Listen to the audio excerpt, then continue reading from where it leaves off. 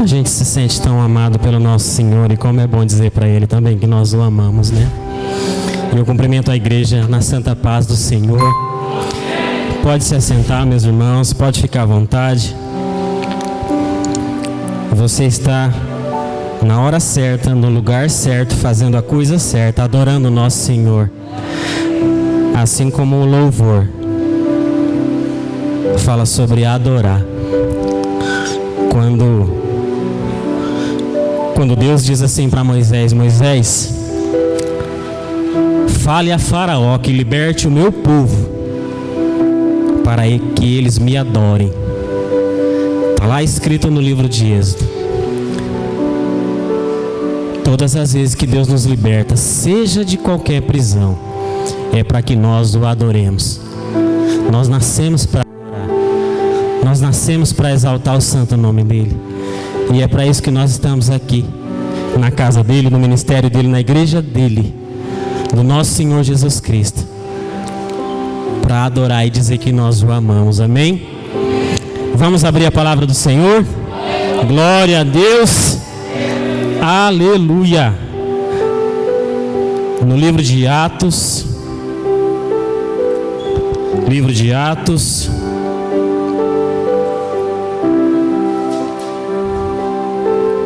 lá no capítulo 3, Atos capítulo 3,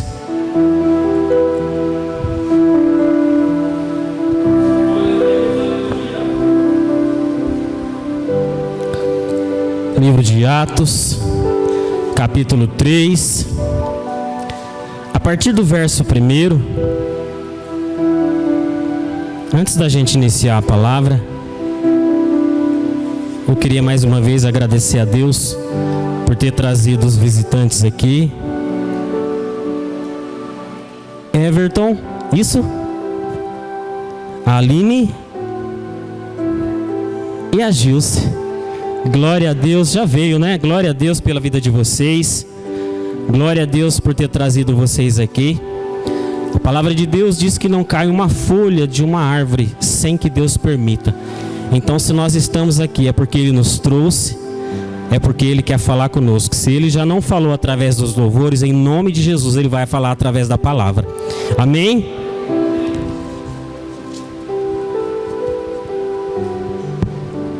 Atos 3, a partir do verso 1,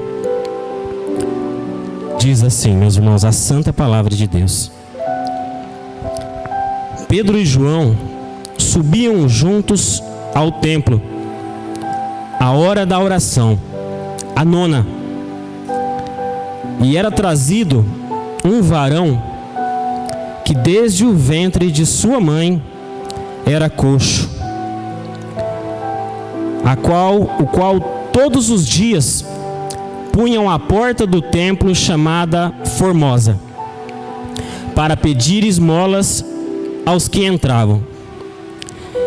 Ele, vendo a Pedro e João que iam entrando no templo, pediu que lhe dessem uma esmola. E Pedro, com João, fitando os olhos nele, disse: olha para nós. E olhou para eles, esperando receber alguma coisa. E disse Pedro: não tenho prata nem ouro, mas o que tenho, isso te dou. Em nome de Jesus Cristo Nazareno, levanta-te e anda. E tomando-o pela mão direita, o levantou, e logo os seus pés e tornozelos se firmaram. E saltando ele, pôs-se em pé, e andou, e entrou com eles no templo, andando e saltando, e louvando a Deus. Até aqui, meus irmãos. Nós vamos orar. Nós vamos orar ao Senhor, orar pela palavra. E eu creio em nome de Jesus que aquilo que você necessita do Senhor, se Ele já não entregou através dos louvores, Ele vai entregar através da palavra. Santo Deus, Pai, nós te agradecemos, meu Deus. Pai, nós te agradecemos Porque antes dessa porta dessa igreja ser aberta, Pai, nós cremos que o Senhor já estava aqui. O Senhor já estava aqui esperando cada filho e cada filha tua, Pai, para derramar do teu amor, da tua glória, da tua graça, da tua misericórdia sobre cada um. Pai, nós estamos aqui, meu Deus, com um único propósito, te adorar, ouvir a tua voz, ouvir a tua direção, dizer que o Senhor é santo, dizer que a tua direção é santa, que a tua palavra é santa, que tudo que vem do Senhor, meu Deus, é santo. Tu és santo. O Senhor tem liberdade no meio da tua igreja. O Senhor tem autoridade no meio da tua igreja. Espírito Santo, o Senhor tem liberdade no meio de nós. Jesus, o Senhor tem liberdade no meio de nós. Alcança, meu Deus, cada coração aqui, Pai, nessa noite. Alcança, meu Deus, no mais profundo, Pai. Fala conosco, meu Deus.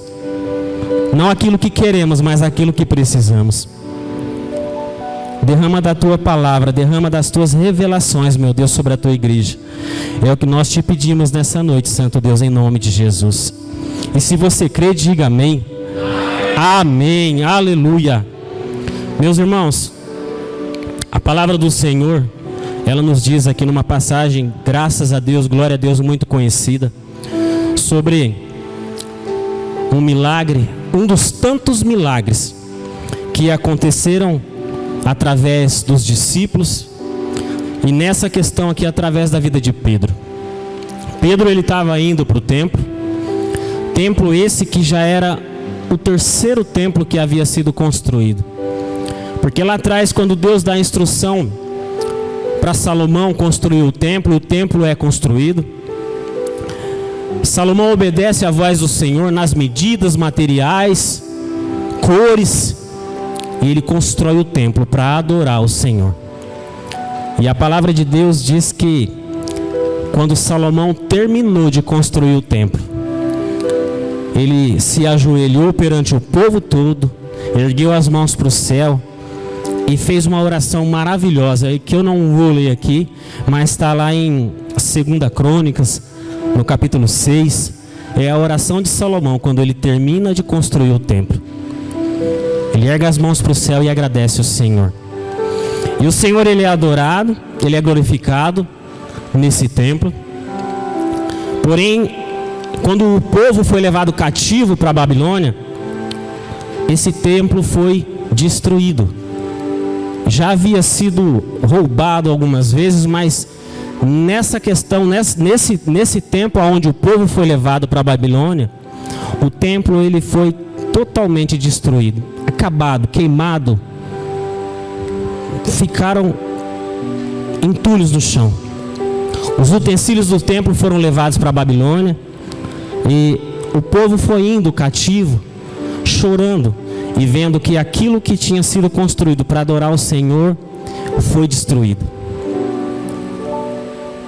Porém, 70 anos se passam e Deus levanta um homem chamado Ciro para libertar o povo da Babilônia.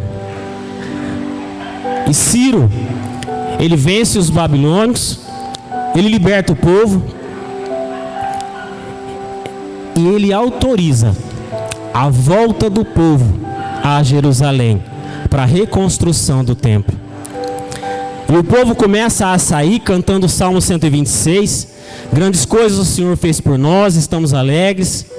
Aquilo que foi plantado lá atrás em lágrimas, eles estavam colhendo ali. E eles saíram voltando para Jerusalém felizes, contentes. Só que aquela felicidade, quando eles chegaram em Jerusalém e viram aquele templo destruído, em ruínas, aquilo se transformou em lágrimas. Porque o lugar onde Deus era adorado, o lugar onde se fazia culto, se prestava culto ao Senhor, estava só em ruínas. E aquilo se transformou em lágrimas. Mas o Senhor levantou um povo, o Senhor inquietou um povo, levantou profetas. Ageu, Zacarias, Neemias havia reconstruído as muralhas. E aquilo que era só escombros, Deus começa a fortalecer o povo e animar o povo para reconstruir o templo, para fazer de novo. Os jovens começam a reconstruir, Mas os velhos, os anciãos, eles olham aquelas pequenas colunas sendo erguidas e eles começam a chorar. Eles começam a chorar porque lá no tempo de Salomão não se cabia mais materiais. Pararam de pesar, pararam de contar. Os materiais para a construção do templo lá atrás eram ilimitados. Ouro de Ofir, prata, bronze, cedro do Líbano, tudo do bom e do melhor. Mas ali naquele momento existia uma pobreza muito grande. E os anciãos que se lembravam do primeiro templo olhavam e choravam. Olhavam e choravam porque eles viam que não tinham condições de levantar de novo um templo da mesma forma que era antes. Mas Deus levanta um profeta para dizer assim: olha, não olhem os tijolos, não olhem os escombros, porque a glória do segundo templo será maior do que a primeira. Aqueles anciãos que choravam porque não havia ouro, prata, bronze, não havia madeira, cedro do Líbano, choravam. Mas Deus, ele levanta e diz assim: a glória do segundo templo vai ser melhor do que a primeira. E aqueles anciãos ainda não entenderam, porque eles achavam que a construção do segundo templo ia ser melhor do que a primeira. Mas o Senhor já estava apontando a Jesus Cristo, que veio, morreu, ressuscitou por mim e por você, e encheu cada um aqui do Espírito Santo. Então a glória do Senhor que existe dentro de cada um aqui não se compara com aquela pequena glória, que era a glória do mundo, que era ouro, prata, bronze. Porque a glória desse templo, que é você, é infinitamente maior do que os materiais que foram construídos naquele primeiro templo. O tempo começa a passar e o segundo templo é construído. O segundo templo é levantado, até maior em comprimento e em largura do que o primeiro. Mas era muito simples. Não havia tanto ouro, não havia tanta prata. Não havia tantos materiais preciosos quanto no primeiro. Mas o Senhor, ele continua sendo adorado ali naquele templo. O Senhor, ele continua sendo exaltado naquele templo. E esse segundo templo, em alguns lugares aí em livros de história, a gente vai ver que é chamado de o Templo de Zorobabel. O primeiro, o Templo de Salomão. O segundo, o Templo de Zorobabel. E por volta de 70 anos antes de Cristo, 70 anos antes de Cristo, o grande Herodes, ele olha para aquele templo e ele diz assim: esse templo, ele é muito humilde, esse templo ele é muito simples. E ele levanta escravos e operários para levantar um templo. E aquele segundo templo praticamente ele foi destruído para que um terceiro templo fosse construído. E esse terceiro templo, ele é conhecido como o Templo de Herodes, para se adorar ao Deus. Infelizmente, algumas práticas pagãs foram incluídas, mas ele é chamado de o terceiro templo. Hoje, meus irmãos, se a gente for em Jerusalém, eu nunca fui, mas eu vou em nome de Jesus, e eu declaro na sua vida que você vai também, porque o nosso Deus, ele é o Deus do ouro e da prata. Se a gente ficar pensando nas coisas que a gente pode fazer com o bolso que a gente não vai além. O nosso Deus, ele tem condições de levar cada um aqui aonde ele quer. Se a gente for lá em Jerusalém, eu ouvi um guia, um historiador dizendo, ele vai dizer que hoje a cidade de Jerusalém está praticamente a uns 18 a 20 metros mais alto do que o primeiro templo foi construído, do que aquela primeira Jerusalém que havia.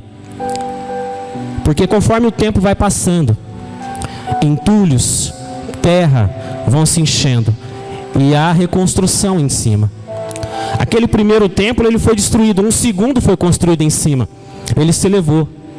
Aquele segundo templo era simples demais aos olhos de Herodes, ele foi destruído e construído um terceiro em cima do escombro. E quantas vezes na nossa vida, por uma situação ou alguém tentou nos destruir?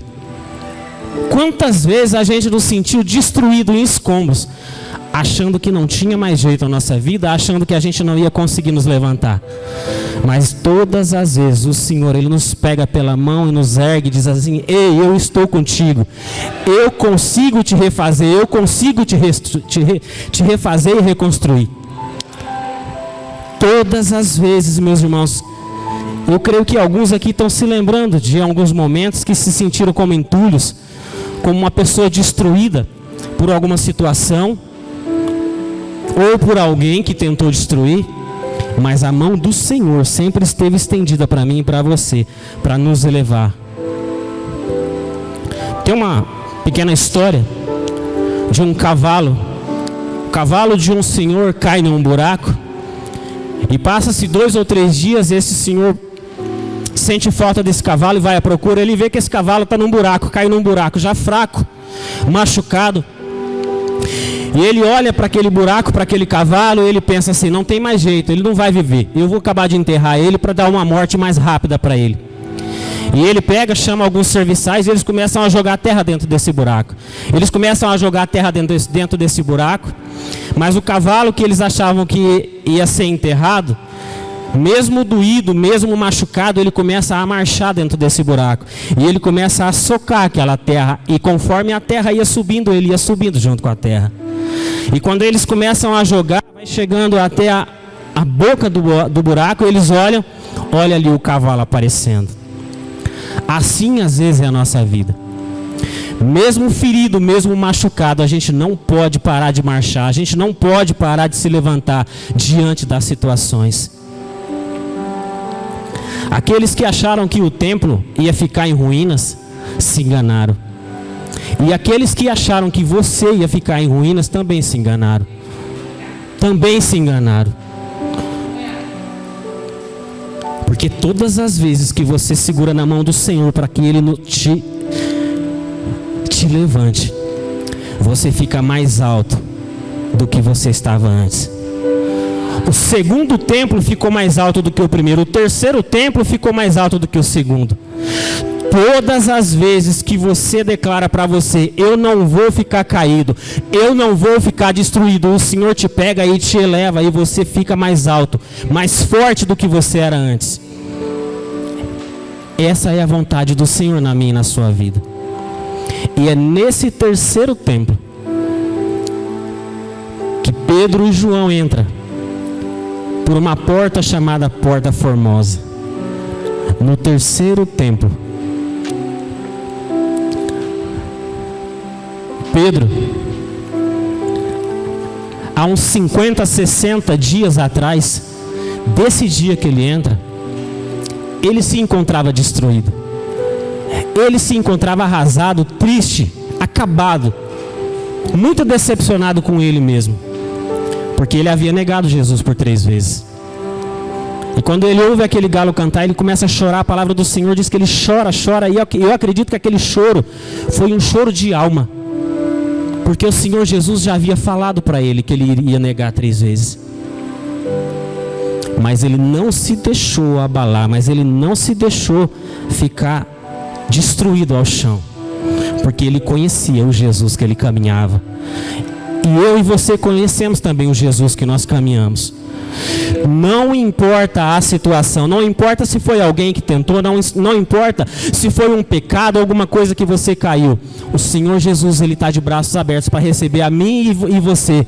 Quando eu e você nos arrependemos e pedimos assim: Senhor, tem misericórdia da minha vida, Senhor, me segura, me sustenta, me eleva, me deixa mais forte. Ele está com a mão poderosa dele para segurar e nos levantar e nos fazer mais forte do que antes. Pedro ali naquele momento, ele estava cheio do Espírito Santo. Pedro ali nesse Atos 3 aqui, a gente vai ver em Atos 2 que o Espírito Santo desceu sobre eles e Pedro estava cheio do Espírito Santo. E Pedro, meus irmãos, quando ele começa a entrar por essa porta formosa, ele encontra um homem, um coxo, um paralítico. A gente não sabe ao certo a situação exata em que ele estava. A gente só sabe que ele não conseguia andar sozinho. A gente sabe que ele precisava de ajuda para ir até aquela porta formosa para pedir dinheiro, para pedir esmola. Ele estava na porta da igreja, ele estava dentro da igreja, pedindo dinheiro. Todos os dias ele era levado ali para pedir dinheiro. Dinheiro. E eu tenho certeza que Pedro, por muitas vezes, encontrou aquele homem ali deitado, caído, sentado, pedindo dinheiro. Com certeza Pedro, os discípulos e até o próprio Senhor Jesus já havia visto aquele homem ali. Porque ele tinha 40 anos. Se a gente seguir aqui, vai dizer que ele tinha aproximadamente 40 anos. E há 40 anos ele era levado ali naquela porta para pedir dinheiro, para pedir prata e ouro. E Pedro já havia passado por ele por muitas vezes. Mas naquele momento, naquele dia, aonde Pedro chegou ali, a hora 9, e se a gente for ver a palavra do Senhor, tem uma outra versão aí que já coloca, era por volta de 3 da tarde, às 15 horas. A primeira hora, naquele tempo, era tida por volta de 6, a segunda 7, a terceira 8 e assim por diante. Então, por volta das 15 horas da tarde, a hora da oração. E algo me chamou a atenção aqui, porque eles não foram à igreja, eles não foram ao culto orar. Era a hora da oração. Não era a hora que eles falaram, vamos orar, não. Era uma hora em que eles oravam todos os dias, em que eles iam para o culto todo dia. Hoje nós vamos às quartas aqui e aos domingos. Eles iam todo dia. Existia uma hora para oração, existia uma hora para cultuar a Deus. E alguns faziam por 3 vezes ao dia. Os judeus mais obedientes, eles iam 3 vezes por dia orar no templo. A Kátia pregou aqui domingo passado sobre quando Jesus caminhou sobre as águas. A palavra de Deus diz que ele apareceu a quarta vigília. De madrugada ele apareceu caminhando sobre as águas. A primeira vigília dos judeus é das 6 da tarde até as 9 da noite. Das 6 às 9. A segunda das 9 às 12 à meia-noite. A terceira da meia-noite às 3. E a quarta vigília era das 3 às 6. A gente sabe que um dia antes, na noite anterior, Jesus tinha multiplicado os pães por volta aí de 7 da noite. Jesus, ele passa a noite inteira orando ao Senhor. Jesus, ele passa a noite inteira adorando o Senhor. Jesus era Deus. E Jesus passa a noite inteira orando ao Senhor. Sabe um defeito que nós, e eu me coloco em primeiro lugar, nós crentes temos? Nós queremos muito, meus irmãos, andar sobre as águas, mas nós não queremos passar a noite inteira orando ao Senhor. Nós queremos muito a bênção, mas nós não queremos pagar o preço. Nós queremos. Jesus, ele orava praticamente a noite inteira. E através dele, milagres maravilhosos aconteceram e continuam acontecendo no meio da igreja do Senhor. Pedro, ele olha para aquele homem e algo me chama a atenção, porque Pedro, ele olha para aquele homem estende as mãos pedindo algo, pedindo uma ajuda. Eu creio que Pedro subiu aquela porta formosa, e alguns historiadores dizem que aquela porta era a porta principal. Era uma porta de bronze pesada que tinha de 20 a 25 metros de comprimento por 20 de altura. Dava 2 terrenos de largura. Existiam 9 portas aqueles muros. A porta formosa era a porta principal. Era uma porta aonde a maioria entrava, porque era a porta mais bonita, era a porta mais bela, e era onde aquele coxo pedia esmola. Aquele homem sabia que por aquele lugar passariam os mais ricos, os que tinham mais poderes, e talvez ele pudesse recolher mais dinheiro. Aqui em Andradina, aonde as pessoas que mais pedem dinheiro ficam? Na frente do banco. E na maioria das vezes no começo do mês, porque eles sabem que todo mundo recebe. Pedro, ele passa, meus irmãos, Pedro, ele entra e ele ouve aquele homem pedindo ajuda. Pedro, ele olha para aquele homem assim, ele diz assim: olha para mim, olha para mim. E quando aquele homem ergue o rosto, Pedro diz assim: eu não tenho ouro nem prata, mas eu tenho a Jesus Cristo, e esse Jesus Cristo eu te dou. Pedro, ele Para aquele homem, ele diz assim: olha, aquilo que você vem pedir aqui na igreja não é o que você precisa, aquilo que você vem pedir aqui não é o que você necessita, porque o que você necessita é da presença de Jesus. O que você precisa eu tenho e eu te dou. E Pedro pega na mão daquele homem e diz assim: ei, se levanta e anda. E aquele homem fortalece os pés, aquele homem fortalece as pernas, e aquele homem se levanta e ele dá um pulo glorificando ao Senhor. Aquele homem, ele diz assim: é verdade, eu não preciso de dinheiro, eu não preciso de prata, o que eu preciso é da presença de Jesus Cristo. Aquele homem, por 40 anos, ele estava dentro da igreja pedindo aquilo que ele não precisava.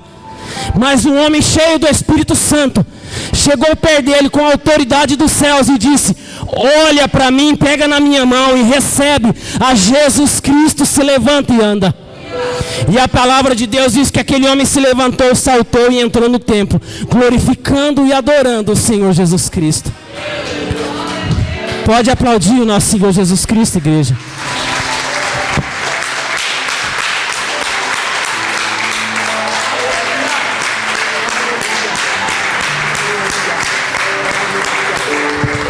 O livro de Tiago diz assim: pedis, pedis e não recebeis, porque pedis mal, pedis para os seus próprios deleites. Quantos de nós nos colocamos na presença do Senhor pedindo aquilo que nós não precisamos? E o Senhor diz: olha, o que você precisa eu tenho, não é isso que você está pedindo. Se você pudesse colocar de pé, meus irmãos.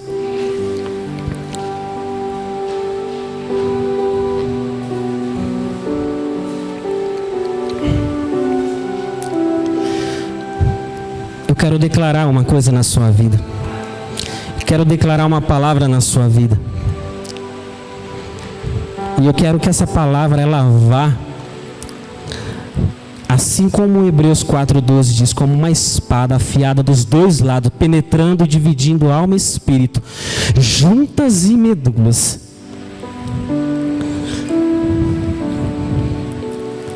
É tempo, meus irmãos, da gente despertar e começar a clamar ao Senhor dos Exércitos, não por coisas que a ferrugem e que o mundo acaba, mas por coisas que as regiões celestiais têm para nós. É tempo de nós, cristãos e crentes, começar a despertar e nos levantar e começar a ver as situações à nossa volta, porque Pedro passou por aquele homem por muitas vezes. Mas houve um tempo, houve um momento, houve uma hora, a 9ª hora, aonde o Senhor inquietou o coração de Pedro para que ele olhasse para aquela situação e liberasse uma palavra na vida daquele homem, uma cura vinda dos céus, não uma prosperidade vinda da terra. E eu declaro sobre a sua vida, meu irmão e minha irmã, que há um despertar de Deus sobre a sua vida, sobre o seu coração e sobre a sua alma. Situações em que você tem passado, em que você sabe que está errado, em que você sabe que precisa de uma palavra vinda dos céus, você não vai passar e vai deixar, você vai parar e você vai declarar aquilo que vem do alto sobre aquela situação, aquilo que vem do alto sobre aquela pessoa, aquilo que vem do alto sobre o seu trabalho, sobre o seu emprego, sobre a sua vida, sobre aquela pessoa da sua família que às vezes você passa, sabe que está precisando de uma palavra e você não dá. O Senhor tem te enchido, o Senhor tem colocado a palavra dele no seu coração, o Senhor tem te levantado como um homem e uma mulher de Deus. Então que a partir dessa noite nós não vamos ser indiferentes com as situações que nós passarmos. Nós vamos orar, nós vamos declarar, nós vamos buscar ajuda do alto para que a situação se resolva, para que pessoas sejam curadas, na maioria das vezes não de curas físicas, mas de curas espirituais. E você é esse homem, e você é essa mulher que vai ser levantado, que está sendo levantado para declarar sobre a vida do seu irmão, para declarar sobre a vida dos que estão à sua volta cura, liberdade, para declarar que cadeias vão ser quebradas, que grilhões vão ser estraçalhados, porque você é cheio do Espírito Santo. Você é templo do Espírito Santo. E a glória que há dentro de você é infinitamente maior do que o primeiro templo, do que o segundo templo, do que o terceiro templo. Porque você é templo do Espírito Santo. Você é morada do Senhor. E Deus vai te encher cada vez mais de autoridade, para que você passe pelas pessoas e digam: olha, o que você precisa não é ouro nem prata. O que você precisa é aquilo que eu tenho. E aquilo que eu tenho eu te dou, que é Jesus Cristo de Nazaré. Aleluia! Aleluia! Aleluia! Aleluia! Aleluia! É tempo de eu e você, meus irmãos, dizer: olha, vento, aquieta-te. Olha, mar, aquieta-te e acalma. Acalma. É hora de eu e você passar pelas pessoas e dizer: olha, você pode até estar precisando de um prato de comida, mas aquilo que você mais precisa é de Jesus Cristo. É de Jesus Cristo. É tempo da igreja se levantar e despertar, meus irmãos, para aquilo que o Senhor colocou dentro de mim e de você, que não é pouco e não é pequeno, é do tamanho da graça e da misericórdia dele.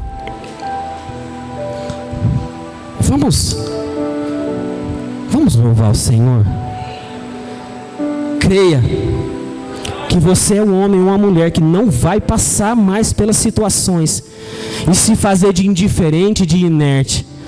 O Senhor, Ele tem despertado a sua igreja. O Senhor, Ele tem despertado homens e mulheres para liberar palavras proféticas por onde passam. E você é um homem, e você é uma mulher de Deus.